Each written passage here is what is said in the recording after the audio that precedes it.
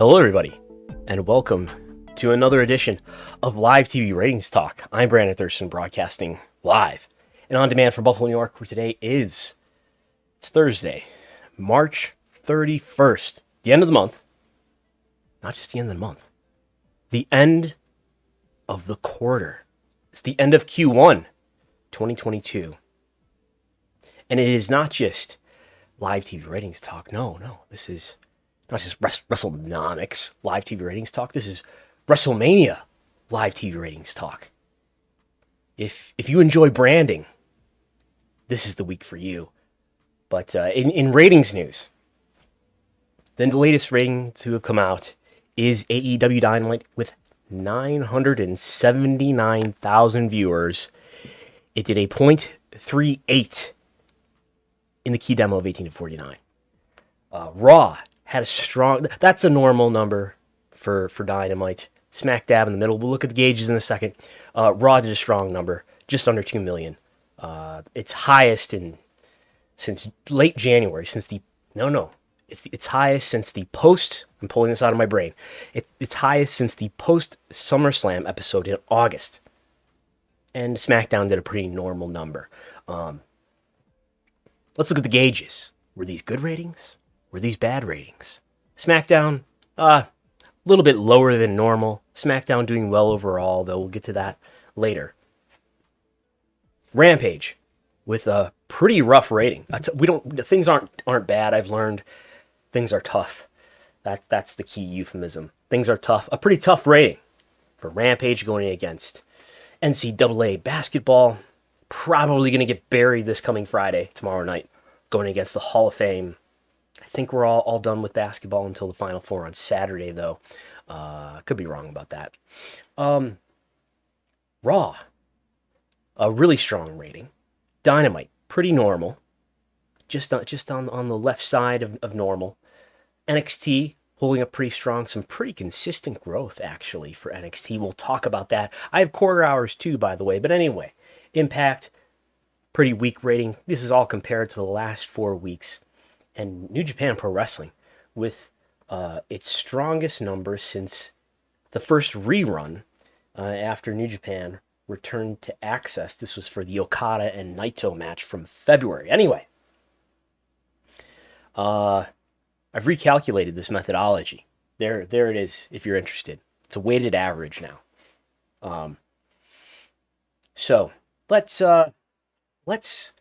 go into, should we go into the micro analysis or the macro analysis first? I don't know. By the way, if you want to submit a question, if you have a comment, you have a WrestleMania question, a WrestleMania comment, Super Chat is above, and I will handle it to the best of my abilities.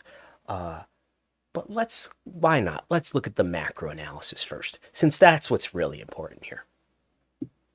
We've got not just month-over-month comparisons, but because it's the end of the quarter, it's the end of the quarter year, we have quarterly growth rates to look at with basically all the numbers in. It's there's going to be Thursday rating for Impact that's on this chart, but everything else is in. And Dynamite is SmackDown is up by 1% in terms of total viewership in Q1 versus the Q1 of the prior year. So this is all comparing the given period to the same period of the prior year, adjusting for seasonality and things of that nature. Why would you want to adjust for seasonality? Because in the run-up to WrestleMania, maybe ratings improve. And if in the case of Raw, your Q1 is doing better than your Q4 because you're no longer going against NFL competition on Monday Night Football. Anyway, SmackDown flat, up 1%. Raw, down a little bit, 5% total viewership. NXT, down 6%. Impact, down 27%, suffering the most here. And Dynamite, up 29%. That's total viewership. By the way, my stand-in for how's TV doing overall? As we know, all TV is down. So it's normal to be down, to an extent. Actually, in this quarter, the top 50 non-news cable originals. I know that's a narrow scope, but that's what I use. That's what we have from Showbiz Daily. to analyze what's TV doing overall, and I choose to exclude news. That by news I mean CNN, MSNBC, and Fox News are excluded from this calculation because news has been all over the place in the late 2010s. But anyway, in 2020. But that's actually up 3% in terms of total viewership, and the same 3% in the demo. So as you can see in all of the year-over-year comparisons before this, it's been pretty negative comparisons. Actually, Q4 was only down 1%. And actually, you know what? All these numbers are the same, so I must have done something wrong with my my chart here. But so in other words, this is not one of these is not the demo, or this is not total viewership. But anyway, one of them is correct though. ESPN, by the way, I heard had their best quarter in some odd years. ESPN is doing well. So perhaps TV is doing better overall. And in fact, if I pull up this, the actual spreadsheet, I know we do have the monthly comparisons that are correct, which would be shown here with March being up 10%. February, this is total viewership, February down 12%, and January up 3%. The demo not doing as well as you'd expect. Younger viewers are tuning out more rapidly, down 3%, down 20%, and no difference in January. So this is probably the total viewership, and this is not the demo. Anyway, in the demo, Dynamite is up 28% in Q1. Impact is down 33%. NXT is down 17%. Raw is down 16%. And of the WWE programs, SmackDown is holding up the best, down only 5%, a single digit, which is not bad in an environment where, I mean, if we averaged these three together, we would get an average of, maybe the stand-in for total for TV generally is down roughly 8%. So SmackDown being down 5% is better than being down 8%. How are these programs averaging? We're going to look at the demo. We will look at total viewership. If you're a total viewership believer, we will look at total viewership also. But if we look at the demo, which is why concentrate on the demo of 18 to 49, and if you're a WrestleMania seasonal viewer today, why does the demo matter? Well, it's the ad demo. This is the measurement that actually determines, among other things, the value of the advertisements that's on the show. And I think this is really what determines the value of these programs. If you were looking at SmackDown, for instance, just in terms of total viewership on a Friday night, it would not be ranking very highly at all. If you focus on 18 to 49, though, it ranks often number one, the most watched program on all of Friday night. Anyway, if we look across, this is the trailing 12 months with the recently sort of completed month of March, and this is a fairly flat trend for SmackDown, which makes sense given what we were just looking at, where SmackDown is actually up 1% in total and down only 5% in the demo. Raw not holding up as well, which is reflective of what we just saw. All of these will be. And Dynamite averaging a 0.38 in March, basically flat. Has some good months, has some better months, but this is it's doing better in March than it was in April, which was the first and half of that month. April 2021 was the end of the Wednesday Night War. But then we had, post Wednesday Night War months of May, June, where it was doing a 0.34, 0.35, now doing a 0.38. A little bit of a boost from the Big Bang Theory, but doing better than some of these post Wednesday Night War months. You got CM Punk and Bryan Danielson thrown into AEW now, and that's probably a factor there too. But let's look at Raw. Is Raw doing better than it was at the end of the NFL season? In the demo, yes, it definitely is. December averaging 0.38. Did Raw fall on any of the major holidays? As I look at a calendar here, it did not. In December, it was on the 6th, the 13th, the 20th, and the 27th. So it wasn't on Christmas or Christmas Eve. I believe one of those was a Friday. But things got pretty low. Things got pretty low for Raw in December, 0.38. got dangerously close to Dynamite's number there for December. Fortunately, Dynamite wasn't doing that well in November or December either. But Raw has started to recover, and we'll go into the micro of what happened this week as well. In the other shows, this is sort of what I consider tier one here, certainly in the demo. SmackDown, Raw, and Dynamite. But then there's tier two with NXT and Rampage. And NXT, since NXT 2.0 happened in September, in the middle of September, that's when 2.0 launched, I believe September 14th. And NXT not quite, not nearly. It's a few hundredths of a ratings point away from where it was in the black and gold era, and we can see the consistent, almost consistent decline of Rampage from the huge peak that it started with. This average is greatly skewed by the CM Punk debut, but from there it went into the 0.20 range, and now averaging a 0.19 in both February and March. So it seems to have maybe settled in the high teens here. Probably going to get destroyed tomorrow night, I would expect.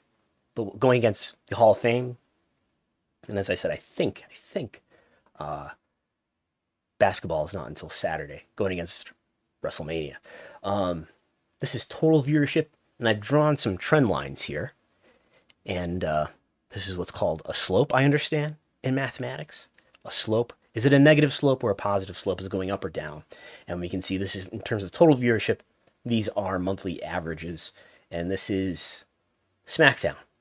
Has a pretty good positive slope here across these last 12 months.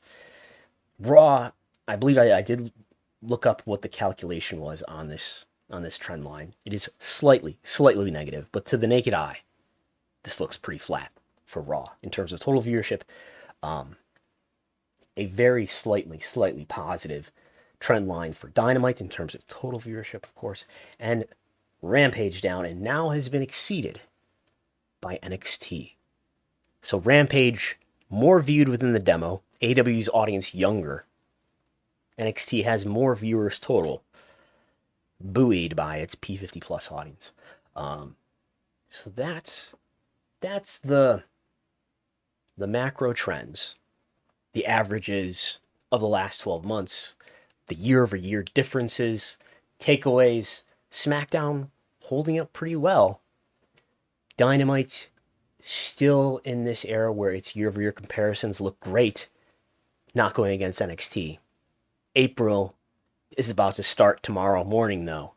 And April, the middle of April, the Wednesday Night War, I believe, ended on April 14th or something like that. The middle of April, we'll now be comparing Dynamite against post-Wednesday Night War months of the prior year.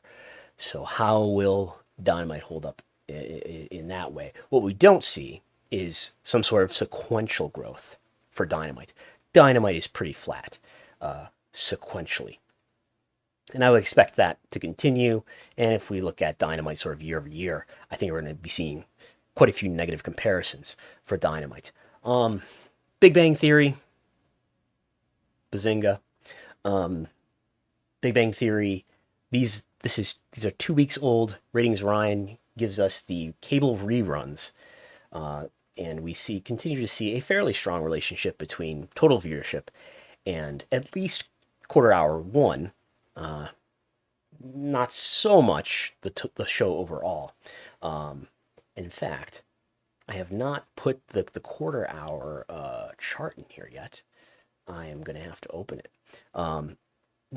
We will look at all of the quarter hours for all of the shows. I've gone 15 minutes just talking forever, and that's probably what people really want to see is the quarter hours, right? And if I go into my folder on my other screen, I will open the big Excel spreadsheet that has the Dynamite quarter hours in it. Oh, there's a chart for pre and post NXT 2.0.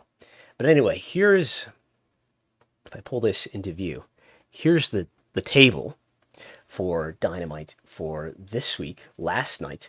Leading quarter hour, as it always is for Q1, which consisted of the Max Caster and CM Punk match.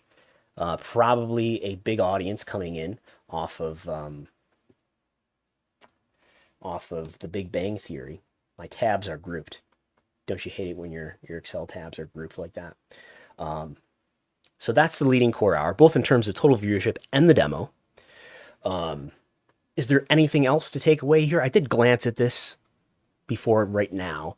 Core hour 4 has some decent growth, 4% total, 5% demo. What was in that quarter? The longest segment in that quarter would be the Jericho Appreciation Society promo, followed by live angle with Eddie Kingston, Santana, and Ortiz. So probably due to that. And the main event did see 7% growth in demos, 6% growth total for the Darby Allin Andrade Elidolo match. So there's that for Dynamite. We could look at too, before we go into each show one by one. Do I have the YouTube thing open here? I'm going to open the YouTube workbook. But here are the most viewed YouTube videos for the last 7 days as of 1 p.m. today. Number 1, this is a big acknowledge him week. Brock Lesnar and Roman Reigns on the road to WrestleMania. That is the number 1. That is a playlist, but that has 6.7 million views as of this afternoon. 2.8 just within the first 24 hours. The number 2 video is a clip from SmackDown involving Brock Lesnar. And I think they misspelled Brock Lesnar's name. Anyway, maybe when they first posted it. Brock Lesnar, followed by Vince McMahon and Seth Rollins, followed by Bianca Belair and Becky Lynch, followed by top 10. If we cut this down to just clips of weekly shows, we do see Lesnar, the Belair Becky clip, Lesnar Reigns from Raw, Lesnar Reigns from SmackDown, RK Bro and Usos from Raw, Lesnar and Reigns from Raw. So a lot of Lesnar and Reigns. I don't have a table to show you, but I will say that I've been doing some sort of preliminary analysis. Not 100% foolproof. I'm writing a script that will read the titles and assign, and will recognize talent names within titles like the ones you see on your screen right now. And I did a query on every WWE YouTube video for the entirety of 2021. And by far, the leader in how I did the analysis was Roman Reigns. By far. So, acknowledge him. There's that. Let's go on to Raw. Raw did a pretty strong rating, higher than the same week of the prior year. I'm not sure I think WrestleMania lines up, because this is probably the post-WrestleMania number here. Anyway, better than the same week of the prior year in total viewership, not quite in the demo. Raw still challenged in the demo as the audience ages. The most watched quarter hour, acknowledge him, of Raw was the top of the 9 o'clock hour, where there was an enormous growth in viewership, up 9% in total viewership, up 11% in the all-important demo. And there it is. Guess who was in that quarter hour? Well, it was Akira Tozawa and Tamina backstage for about a minute, but then followed by the Roman Reigns live promo, which I would think had a lot to do with this quarter growing from 2.17 million viewers to 2.37. So that's a growth of 200,000 viewers there in total viewership. Something like just under 100,000 in the demo. What is that? Do I have this in here? What is that as a demo rating for those who are more familiar with the P1849 demo rating? That Roman Reigns quarter hour did a 0.65. 0.65 in the demo. The show did a 0.55, Roman Reigns does a 0.65 for his quarter. The whole show, including Roman Reigns, averages 8.55. So there's that. Is there anything else to take away here? I don't know. There's as there always is, quite a bit of attrition in the final hour, and a little bit of growth for the final quarter hour with the Usos and RK Bro. And there is some substantial growth here, 9% in total, 6% in the demo for the segment, or I should say the quarter hour, with the segment that had the Seth Rollins visiting Vince McMahon's office, visiting the dinosaur skull at W headquarters. Interesting that it's usually not a segment, a quarter hour that has something that's not happening live in the venue that is moving a quarter hour's viewership. But nonetheless, a pre-taped segment taped at W headquarters seems to have, definitely grew the viewership, or at least coincided with it. Does this align with what we see in the Raw YouTube clips? Well, the Bianca Belair and Becky Lynch segment is by a good margin number one. More than 1 million views within 24 hours, and about 1.6 million as of last count. But how did that do as a quarter hour? Nothing special, but it was in the top of the third hour. So no growth in total viewership, down 2% in the demo. But clearly a great deal of interest in that clip on YouTube. And then we have Lesnar and Reigns from Raw at number 2. And we kind of mentioned when we were doing the overall rundown earlier, RK Bro, the Usos, and then another Reigns and Lesnar YouTube clip. There's that. NXT 2.0. What did I want to look at in NXT 2.0 is that, we can look at total viewership year over year, starting to overlap with where it was last year, although there's some stronger numbers that they put up last year with the TakeOver Night 1 that was on the USA Network, the move, the first night, not going against Dynamite. But what I want to look at here is this remarkably consistent growth in 18 of 49 for NXT. That's worth watching, worth monitoring. It looks, and I can pull up the numbers, and I haven't looked, but just by seeing what this chart is putting out here, we've got 1, 2, 3, 4, 5 consecutive weeks of growth in 18 of 49. We are fortunately looking at viewers here and not demo ratings that would be less granular. We wouldn't be able to see this growth as clearly, but consistent growth in the demo. Not as consistent in total viewership, but NXT doing better in the run-up to WrestleMania. Quarter hours for NXT. There's the YouTube views. We'll talk about quarter hours. Yeah. The number one YouTube clip was also the top performing, in my judgment, quarter hour. Toxic Attraction hit another speed bump. They did a live promo, and that was the peak. 18% growth in terms of total viewership. Not much in the demo, but the prior quarter did grow the demo quite a bit. We've got some strong growth in the demo here for the 8:45 quarter hour. So what was in the 8:45 quarter hour? Commercial break. The Walking Wild and Raul Mendoza versus Josh Briggs and Brooks Jensen match. Backstage segment with Indy Hartwell, and I'm going to expose myself. I don't know how to pronounce this name. Persia Perota. That grew total viewership 14%, 17% in the demo. But the next quarter hour not only sustained, but grew an additional 18% in terms of total viewership, only 1% in the demo. A massive 26% growth outside the demo. Outside the demo mostly consists of, who knows what this comprised of, but outside the demo is about 90% people over the age of 50. But the Toxic Attraction and Mandy Rose live promo, the angle that followed from it with Dakota Kai and Raquel Gonzalez, that quarter hour also had a Carmelo Hayes and Trick Williams promo. I don't know if anybody can tell, my voice might be starting to go here.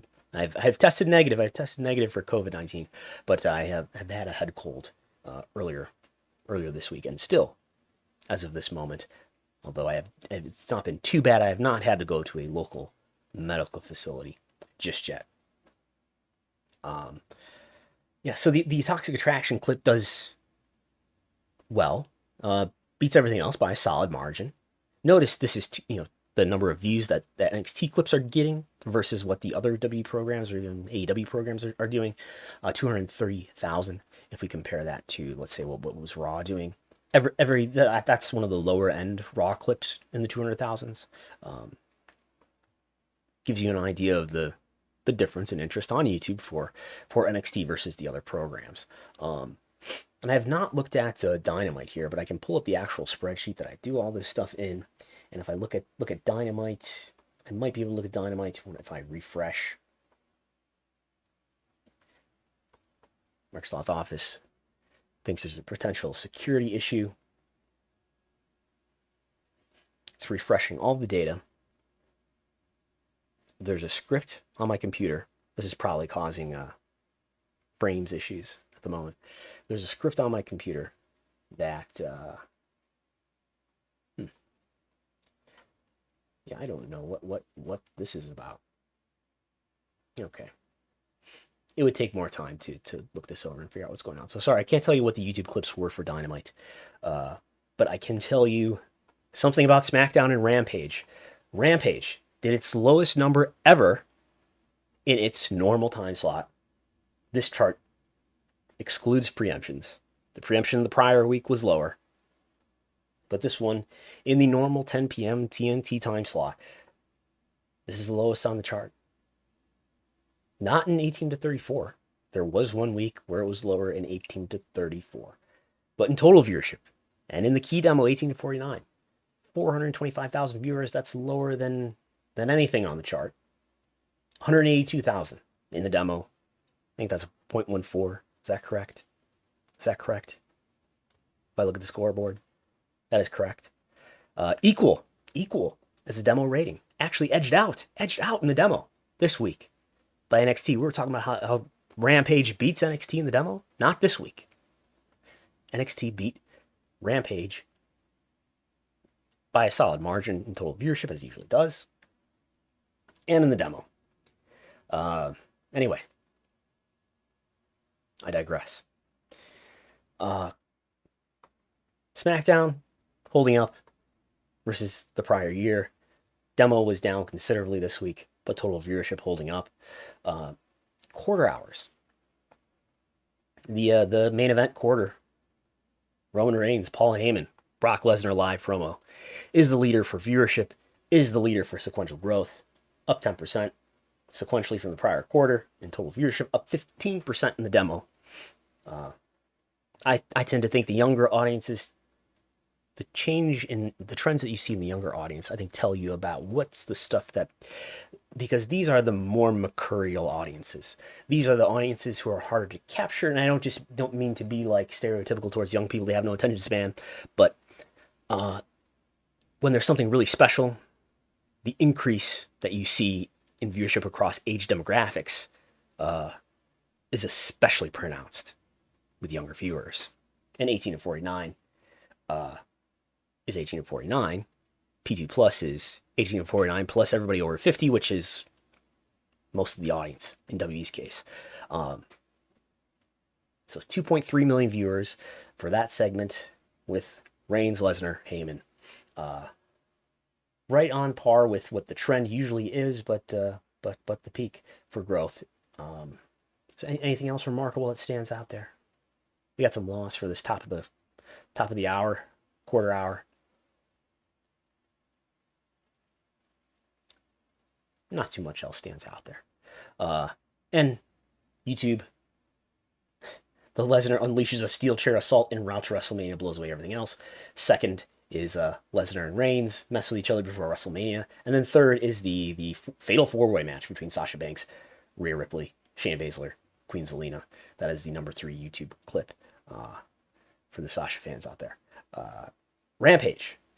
What did Rampage do? If you look at the prior 4 weeks trend, and by the way, we have prior 4-week trend lines for all these programs now because we've been doing quarter hours for all the WWE and AEW programs for what must be at least 5 weeks in a row now.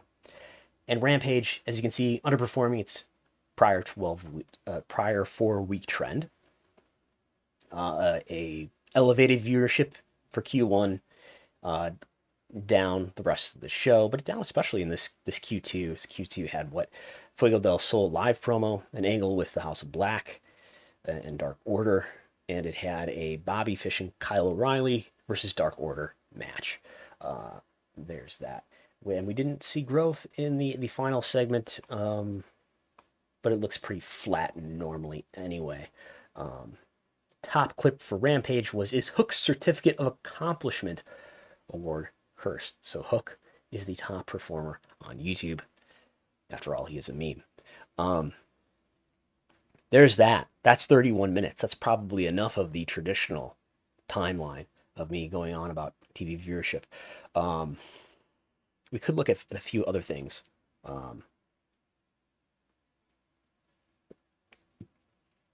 So we could look at, because it's the end of the month, and because this is live TV ratings, this is WrestleMania live TV ratings talk, all rights reserved to World Wrestling Entertainment, of course. I wanted to look at, let's see here. I want to open a spreadsheet on my computer called Merged Template and drag it over here and ask ourselves the question: where does pro wrestling lie in the grand scheme of television? And then from there, I'm going to talk about, for a moment, how things look as far as TV rights and things like that. So here's this. I'll make this much bigger. Let's make this about this big. Okay, and let's look at this tab over here where I have the entire month of March here. And I'll make myself smaller. We're going into the big data here. So this is a table for the entire month of March. Well, March 1st through March 29th. And the most watched show in the demo, probably total viewership too, it looks like it, is the Oscars. Now, if I had just been reading my Twitter timeline, I would have thought the Oscars, nobody watches the Oscars anymore. And yes, the slap didn't really grow viewership that much. But the Oscars, number one, followed by a lot of NCAA college basketball tournament. So let's scroll until we find pro wrestling programming. And here's SmackDown. Of course, SmackDown is on Fox. It's in the most homes by far of any wrestling program because it's on Fox. And we got some episodes of SmackDown ranking out of this entire chart, which includes no reruns, no cable reruns, but all broadcast primetime, all cable originals. Everything that's in the Showbiz Daily Top 150 and in the Showbiz Daily broadcast primetime.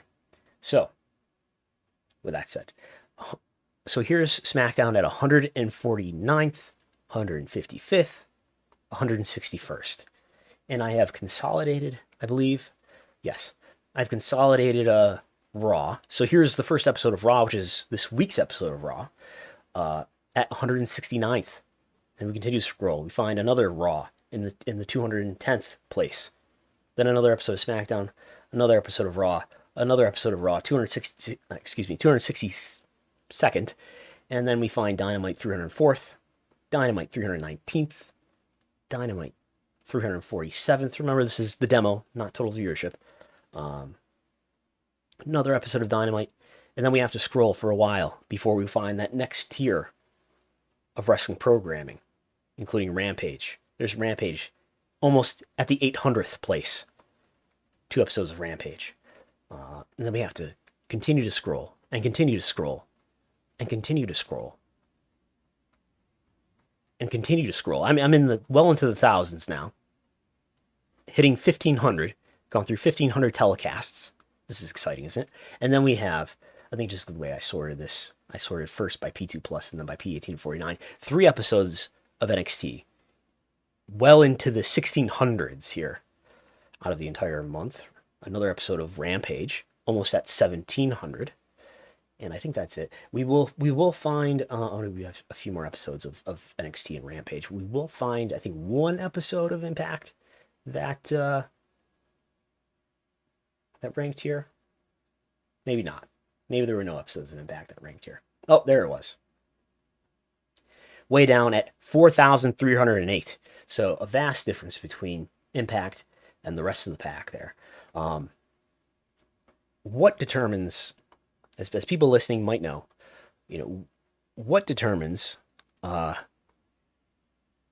TV show's or a wrestling program's live sports content's TV rights value? I think the most important metric, among other factors, is your performance in P18 to 49. Not just absolutely, but relative to other programming generally. So that's why I scrolled through that table there. To illustrate, SmackDown, keeping in mind it has that benefit of being on Fox, is well above the other wrestling programs, followed by Raw. Bit of a gap, followed by Dynamite. And then well below both of those are Rampage and NXT. And if you think about viewership in terms of time, that means just multiplying the viewers by the runtime of the program.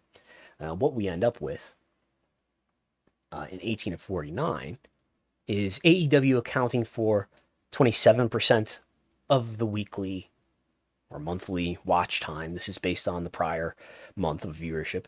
But Dynamite and Rampage together accounting for 27% of the watch time. Raw accounting for 42%. SmackDown accounting for 32%. But WWE making a lot more money for that viewership than AEW is. AEW, in its deal number one, in its first TV deal, has a lot more to prove.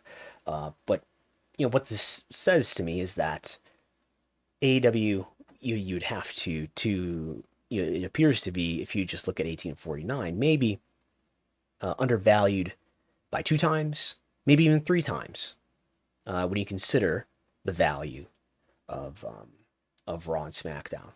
Raw gets $265 million a year on an average annual basis over the course of 5 years. SmackDown gets $205 million per year. Dynamite and Rampage together get about $44 million per year. Despite Raw and Dynamite being comparable in the demo, Raw's 3 hours, so that's more content. But you can make a great argument just based on viewership and based on the fact that this viewership ranks highly, that at least Dynamite is undervalued, and maybe Rampage has some value, maybe it can be spun off. I know everybody's dream is to put Rampage in a better time slot, not at 10 o'clock on Friday, but somewhere else. But maybe that's something that happens in a future deal. At this moment, in 2022, Dynamite's, I believe this is a median, Dynamite's median 1849 cable original rank is number 3. Raw is number 1. A lot of number 1s here in the post Monday Night Football Q1 for Raw. Of course, we don't have a cable original rank for SmackDown, but as we can see, SmackDown performs quite well, accounting for the fact that it's on Fox. Meanwhile, NXT, probably not that valuable in my judgment, considering it ranks relatively low compared to the other programs. Even Rampage, with the exception of weeks like this one, does, even in its weaker time slot, Rampage would be far better off with its viewership if it were on Tuesday night at 8 rather than Friday night at 10. Despite that disadvantage compared to NXT, it ranks more highly on its day. So there's those things. I think that's it. That's all I really wanted to say. I